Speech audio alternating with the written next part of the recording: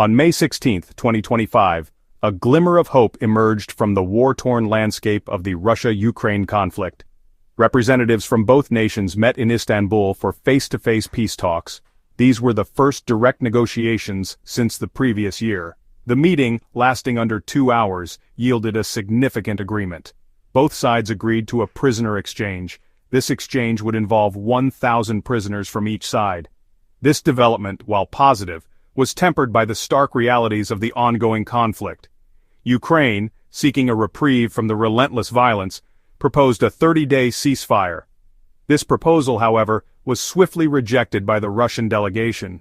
The talks therefore underscored the vast chasm that still separates the two sides. It highlighted the long and arduous journey towards a lasting peace.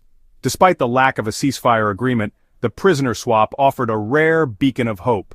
It served as a poignant reminder of the human cost of this brutal conflict. The exchange offered a lifeline to those caught in the crossfire. It provided a glimmer of solace to families torn apart by war. The rejection of Ukraine's ceasefire proposal underscored the deep-seated challenges in the peace process. Russia, it seems, remains unwilling to cease hostilities. Their stance raises serious doubts about their commitment to a peaceful resolution. It suggests a desire to continue the conflict. The lack of a ceasefire perpetuates the suffering of millions. It allows the cycle of violence to continue unabated. It raises fears of further escalation and bloodshed. The international community watched the talks closely. Many hoped for a breakthrough, a sign that peace might be possible. The failure to agree on even a temporary ceasefire was a setback. It underlined the immense difficulties in bridging the divide. The road to peace, it is now clear, will be long and arduous. The prisoner exchange, while significant, must be viewed within the larger context of the conflict. This agreement marked the fifth such exchange facilitated by the UAE in 2025 alone. It represented the 64th exchange since the war began in February 2022. These numbers, while staggering, offer a glimmer of hope. They demonstrate that dialogue and cooperation are still possible.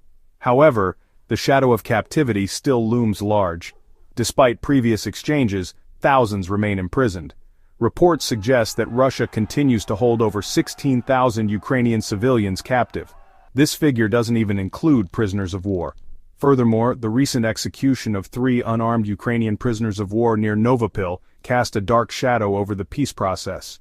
This horrific act, a blatant violation of international law, underscored the fragility of any agreement. It served as a stark reminder of the brutality that continues to define this conflict.